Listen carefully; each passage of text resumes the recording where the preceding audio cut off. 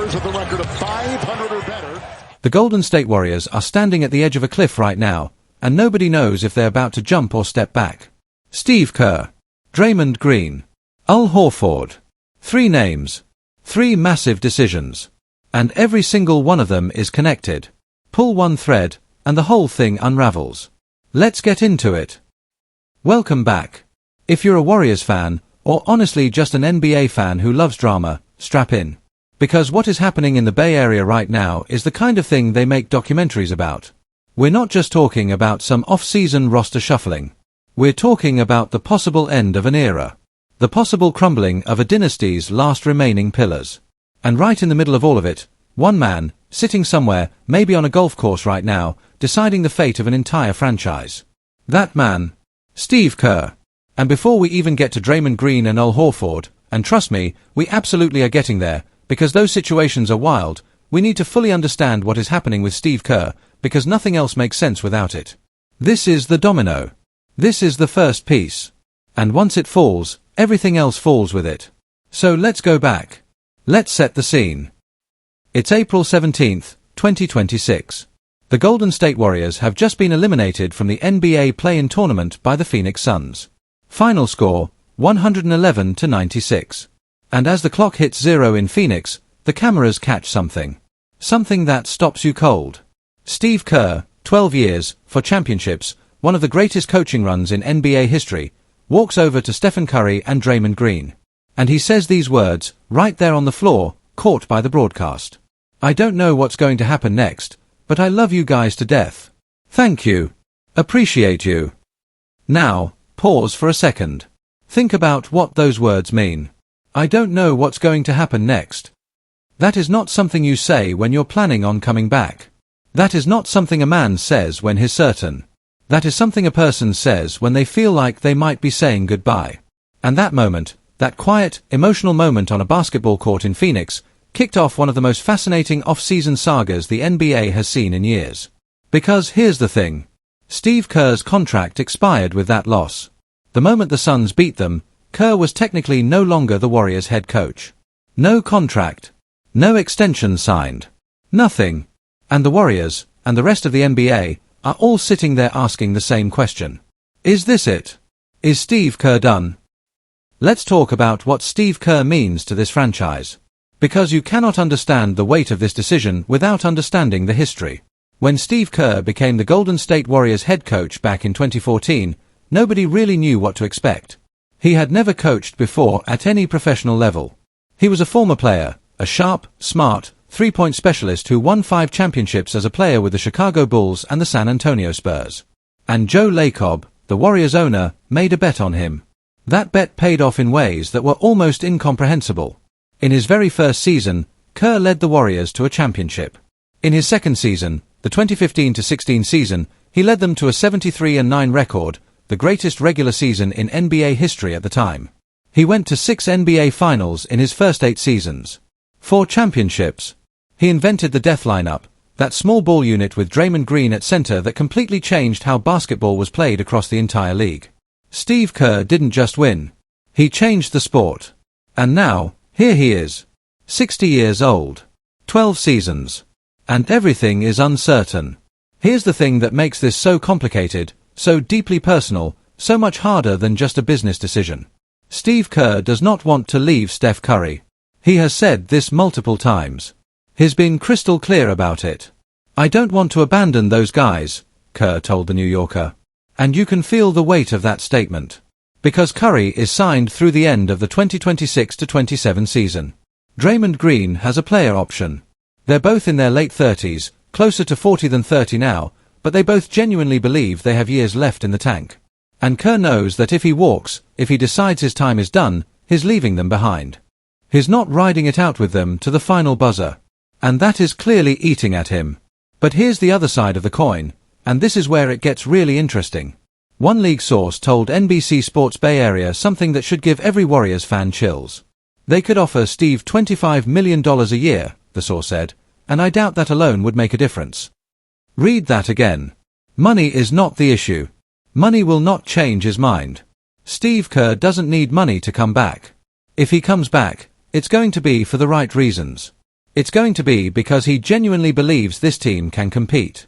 It's going to be because he sees a path forward. And right now, he's not sure he sees that path. So here's where we are right now, as of this week. Steve Kerr sat down with Warriors owner Joe Lacob and general manager Mike Dunleavy Jr. on Monday. 2 hours. They talked.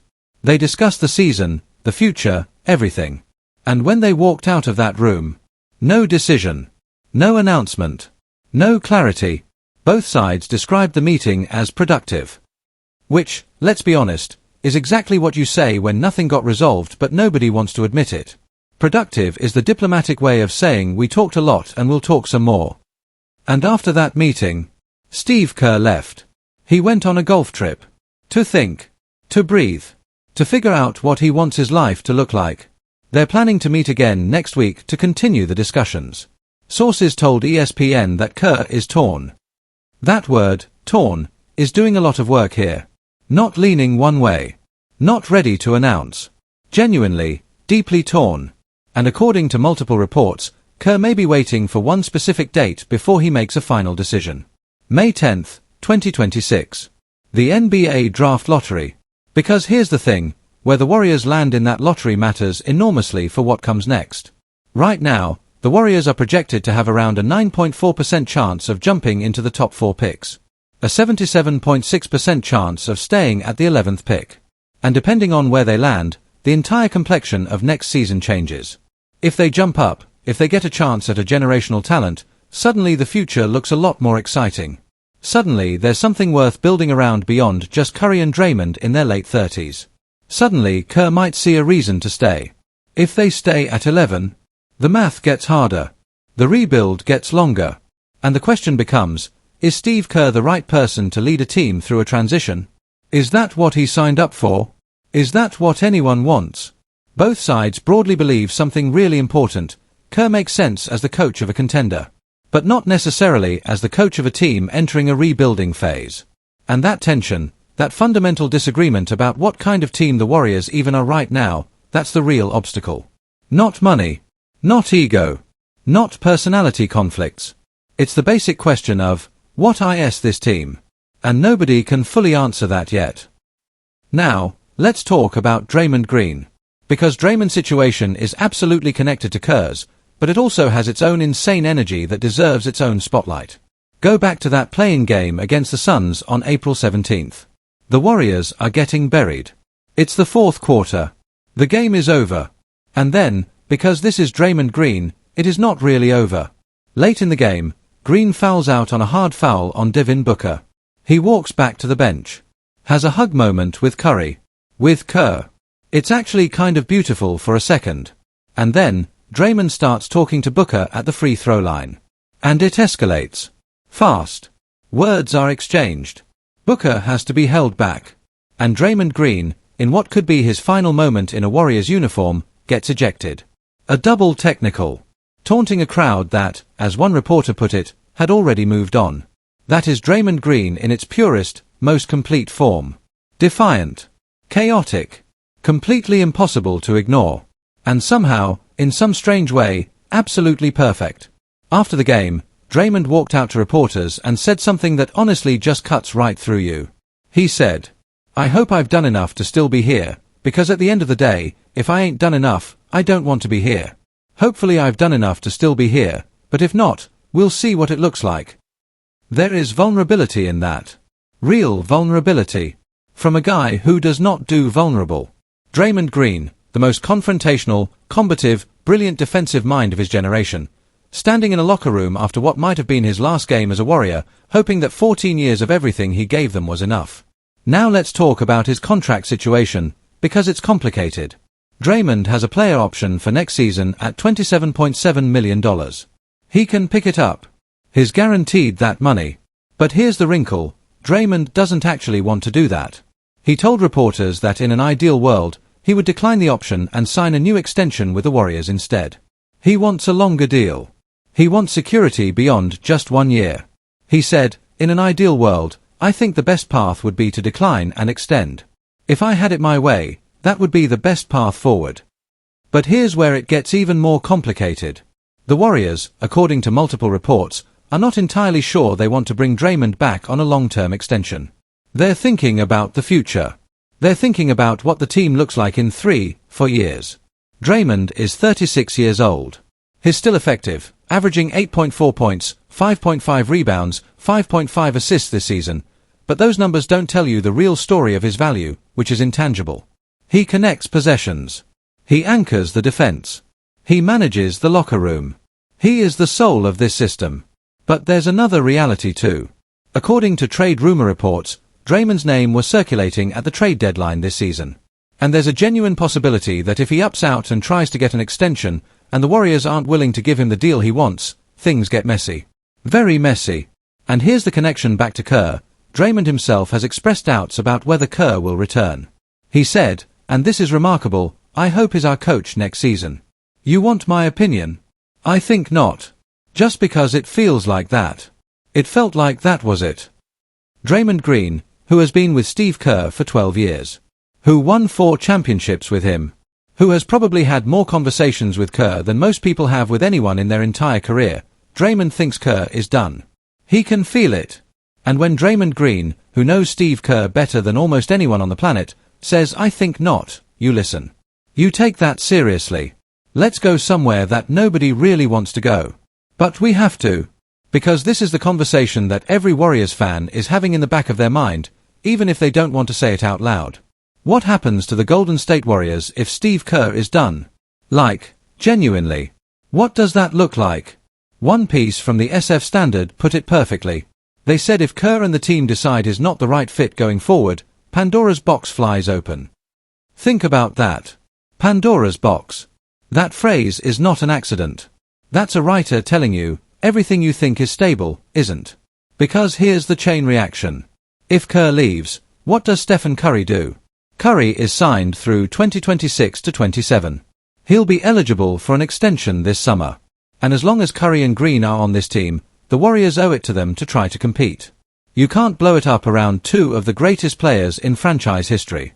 You just can't. But if Kerr is gone, if the institutional knowledge, the relationships, the system that he built over 12 years just vanishes, who replaces him? The Warriors have no internal line of succession. No obvious next coach waiting in the wings. A first-time head coach. A college guy. Someone who has never had to manage Stephen Curry or Draymond Green, who have very specific personalities, very specific needs, who are operating at a very specific stage of their careers. That transition would be brutal. Not impossible. Eric Spoelstra was a video coordinator before he became one of the greatest coaches in NBA history in Miami. Mitch Johnson has been decent stepping in for Greg Popovich in San Antonio. It happens. Coaches emerge from unexpected places. But the Warriors don't have that person identified. And they'd be starting from scratch, with a roster that is already complicated, already expensive, already aging, while also trying to figure out how to maximize whatever is left of Steph Curry's prime. The SF Standard also made the point that the Warriors want a coach who's fully committed, who brings creative ideas, who has the energy to scratch and claw for wins. And they made another point that is really important. The Warriors need Steve Kerr specifically because the game has not passed him by. They need him to de-escalate Draymond's first blow-up of the season. They need him to manage up to ownership and manage down to Curry. They need someone who can navigate complicated locker room personalities, and nobody does that better than Kerr. Losing him doesn't just mean losing a coach. It means losing the glue. The translator. The cultural anchor of everything the Warriors have been for over a decade. Okay. Breathe. Because here's where things get a little more hopeful for Warriors fans. Despite everything, despite Draymond's gut feeling, despite the rumors, despite all the uncertainty, there are genuine signs that Steve Kerr is leaning toward staying. Multiple league sources told NBC Sports Bay Area something interesting. When Kerr held exit interviews with players and staff members after the season-ending loss, when he sat in that room and talked to everyone about what had happened and what comes next, he did not sound like a man who was planning to leave. From what I understand, one source said, in those meetings, he didn't sound like someone who didn't plan on coaching next season. Read between the lines on that. He was talking about the future. He was engaging with the team about next year. He was not giving farewell speeches. He was not reflecting on the past as if it was already over. He was talking forward. And there's more. Sources told reporters that money will not be a major factor, and they were very specific that this is not a negotiating tactic. Kerr isn't playing games to get more money. If anything, the fact that he genuinely seems torn means he hasn't already decided to walk. A man who has decided to quit doesn't need 2 weeks and a golf trip to think about it. A man who is genuinely conflicted, who loves the people around him, who isn't ready to give it up, but who also has legitimate concerns about the direction. That man sits on a golf course and wrestles with the hardest decision of his professional life. The Athletic has also reported that the odds are good that Kerr comes to an agreement with ownership to stick around. The Warriors have reportedly not started a coaching search at all, because they don't want to. They want Kerr. They want him to sign a multi-year deal. They do not want a one-year farewell tour. They want commitment. They want the next chapter, not the final chapter. And crucially, the players want him back. Multiple sources from exit interviews made that clear. The players hope Kerr will be on the sidelines next season. So here's where we sit. Both sides want it to work. Both sides need it to work. And both sides are waiting on alignment, on shared vision, on both the Warriors and Steve Kerr agreeing on what this team is, what it can become, and whether Kerr is the right person to take it there. The NBA draft lottery on May 10th could change everything. One phone call. One announcement. One lucky ping-pong ball, and suddenly the future looks completely different. Now, let's shift. Because in the middle of all this Steve Kerr drama, there's a story that isn't getting nearly enough attention. Al Horford. 40 years old. A veteran center who signed with the Warriors last offseason on a 2-year deal with a player option on the second year. A $6 million option that he now has to decide whether to pick up. And here's the remarkable thing about Al Horford's decision. It is directly tied to Steve Kerr. Reports indicate that Horford would strongly consider opting into his $6 million deal if Kerr remains the head coach. But if Kerr is gone, Horford might look elsewhere. He might look for a team where he believes he has a better shot at winning, at contending, at doing something meaningful in the final stretch of a career that includes a championship with the Boston Celtics. Think about what that means. Al Horford, a 40-year-old veteran with one of the most reasonable contracts on the Warriors roster, is using Steve Kerr's presence as a North Star for his own decision. That tells you something about what Kerr means to the people around him. It tells you that his presence is not just about wins and losses. It's about belief. It's about the feeling that this place is still worth being. An anonymous league executive spoke to Heavy Sports about Horford's situation, and the framing was really interesting. The executive basically said that for Horford, this is probably his best situation financially. $6 million is not nothing, and at 40 years old, that kind of guaranteed money is not easy to find anywhere else. I don't know that that money is out there for him, the executive said, pointing to Horford's age and recent injury history, including a calf injury that caused him to miss 14 straight games. But here's the other scenario the executive raised. What if it's not about money for Horford? What if Horford looks at this team, at a 45-win ceiling, at a roster built around a superstar in his late 30s, at an uncertain coaching future, and says, I want to win. And I'm not going to win here. And he takes a minimum deal somewhere else to chase a ring? That's a real possibility. And if it happens, and especially if Kerr leaves too, the Warriors' front court becomes an immediate problem. They'd lose Horford, they're already unsure about Kristaps Porzingis in free agency, and they'd suddenly be desperate at center without many options. Horford himself said in exit interviews that he's going to be patient. He's not going to let emotions or the heat of the moment make the decision for him. Smart. Measured. Very Al Horford. But patient doesn't mean comfortable. And patient doesn't mean he's staying. This is a man who has played at the highest level for nearly 20 years. He knows what winning teams feel like. He knows what dysfunction smells like from a mile away. And right now, in the Bay Area, there's a lot that smells uncertain. And then there's De'Anthony Melton, who also signed last offseason on a 2-year deal with a $3.45 million player option. And according to almost every report out there, Melton is almost certain to opt out. Here's why. $3.5 million is minimum adjacent in the NBA. Melton had a solid season coming back from a torn ACL, 12.3 points, 3.2 rebounds, 2.6 assists per game. He showed he can still contribute.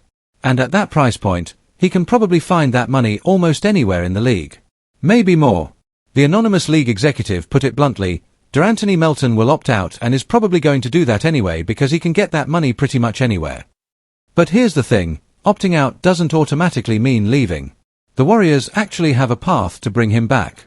If Draymond Green declines his player option, and if Kristaps Porzingis leaves in free agency, the Warriors could potentially open up their full non-taxpayer mid-level exception, which is roughly $15 million.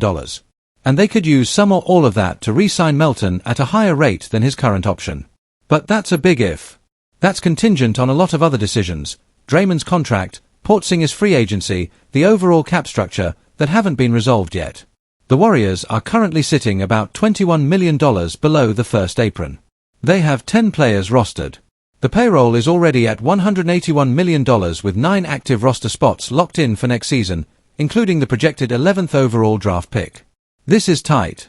Really tight. Every decision connects to every other decision. If Draymond picks up his $27.7 million option, but then you need to sign Porzingis, or bring back Melton, or add anybody meaningful, you're right up against the wall. And every move you make costs you flexibility somewhere else. The Warriors need clarity. They need decisions to start falling into place. And none of those decisions can really start until Steve Kerr makes his call. Because that's the thing everybody keeps coming back to. Golden State's 2026 offseason transactions, the trades, the free agency, all of it, likely won't take place until Kerr's decision is made. Here's the log jam. Here's the dam. And everything else is backed up behind it, waiting. Let's zoom out. Let's look at the full picture of the Golden State Warriors in 2026 and ask the honest question. What is this team, really? They finished 37-45 this season. They missed the playoffs for the second time in 3 years. They got bounced in the play-in. Their roster was ravaged by injuries. Jimmy Butler tore his right ACL and missed the rest of the season. Moses Moody missed significant time. Stephen Curry missed 2 months. And yet, even with all of that, they still managed to win 37 games. Which is actually remarkable when you think about it. Their top 5 in minutes played were Brandon Podziemski, Draymond Green, Moses Moody, Gui Santos, and Will Richard. Not exactly a lineup that should be competing. And yet they did. Steve Kerr himself was recognized for this. Reports noted that very few coaches could have gotten 37 wins out of that injury-ravaged roster. It was arguably some of Kerr's best work, even if the results on the surface looked disappointing. But here's the hard truth. The Warriors have a ceiling problem. The core is aging. Curry will be 38 next season. Butler is coming off a torn ACL. Green is 36. Horford just turned 40. The salary cap situation is complicated. The assets they've moved over the years, the missed draft picks from the trades, the cost of building the dynasty is now being paid. And the league is not standing still. The rest of the NBA is getting bigger, stronger, quicker, younger. The teams that are coming for championships right now are built differently. The old death lineup, the Draymond at center small ball revolution, has been copied, adapted, evolved by everyone else. The Warriors' edge is gone. And they haven't fully found the next edge yet. This is what Kerr is really wrestling with. Not just his contract. Not just money. But the question of whether this team, as currently constructed, with the resources available, can genuinely compete for a championship. And whether he's the right person to lead whatever phase comes next. If the Warriors tell him they're going to be aggressive, that they're going to push their chips in, that they're going to try to add a star, and names like LeBron James, Giannis Antetokounmpo, and Kawhi Leonard have all been floated in connection with Golden State this offseason, then Kerr might see a reason to come back. To fight. To coach one more genuine run. But if the message is we're going to be patient, we're going to develop young guys, we're going to wait for our cap situation to clear up, that might not be what Kerr signed up for. That might not be the chapter he wants to write. May 10th. Circle it. The NBA draft lottery is coming, and the Warriors have a 9.4% chance to jump into the top 4 picks of the 2026 NBA draft. If they get lucky, if those ping-pong balls fall their way, the entire conversation changes. Suddenly there's a high-upside young player to build around. Suddenly there's a future that extends beyond just the Curry era. Suddenly the Warriors rebuild, if that's what this is, has a centerpiece to work with. And here's the thing about that kind of possibility. That's the kind of thing that could tip a torn man towards staying. If you're Steve Kerr, sitting on that golf course, weighing everything, and then on May 10th the Warriors jump into the top 4, maybe that's the sign you were looking for. Maybe that's the renewed faith in your role that you needed to feel. Maybe that's the reason to come back and coach. On the flip side, if they stay at 11, and the pick is solid but not franchise-changing, then the math gets harder. Then it's clearer that any rebuild is going to take time. And then Kerr has to decide, Is he the right person for a timeline that might stretch 3 or 4 years? Does he want to be part of that? Or is it time to hand it off to someone younger, with more energy, with a different vision? This is why nobody is rushing. It's April, a source told ESPN. We don't need to rush. And they're right. The clock isn't ticking yet. There's still time to let the pieces fall into place before the biggest decision in Warriors off-season history gets made. Chapter 11. The emotional weight of an era ending. Before we wrap this up, let's just sit with something for a second. 12 years. 4 championships. 6 NBA finals. One of the greatest coaching runs in NBA history. Stephen Curry, Klay Thompson, Draymond Green, Kevin Durant, for that incredible stretch. The death lineup. 73 wins. Championships. Parades. Tears. Magic. And now, here we are. At the edge of something. Looking back at everything that was, and trying to figure out what comes next. Steve Kerr once introduced the most effective small ball unit in NBA history. He changed how the game is played. His influence echoes through every team in the NBA that now runs multiple ball handlers, that emphasizes switchability, that spreads the floor with shooting. You can trace a direct line from the 2015 Warriors to how basketball is played across the entire league today. And now that man, 60 years old, on a golf trip, genuinely torn, has to decide whether he has one more chapter in him. Whether the love he has for Curry and Green is enough to override whatever doubts are pulling him in the other direction. Whether Golden State can give him the vision, the roster, the faith he needs to invest fully in one more run. It's not just a business decision. It never was. And for Draymond Green, who has spent 14 seasons giving everything he has to this franchise, who fouled out of his last game and then stood in that locker room wondering if he'd done enough, the stakes are just as personal. Just as human. Draymond wants to stay. He loves the Warriors. He loves Curry. He loves what they built together. But he also knows that love doesn't guarantee anything in the NBA. Contracts matter. Cap space matters. The front office's vision matters. And if that vision doesn't include Draymond Green as a long-term piece, no matter how much everyone loves each other, the business will win. And Al Horford, 40 years old, thoughtful, patient, quietly watching all of this unfold, waiting to see which direction the wind blows before he makes the decision that probably ends or defines the final chapter of his own career. 3 men. 3 decisions. All tangled together. All waiting on the same answer. So here's what you need to watch in the coming weeks. Number 1. Steve Kerr's second meeting with Joe Lacob and Mike Dunleavy. That meeting is happening next week. And by the end of it, we may finally have some clarity. Watch the body language. Watch the language used in the announcement, whatever it is. Moving in a new direction means one thing. Excited about the future means something completely different. Number 2, May 10th. The NBA Draft Lottery.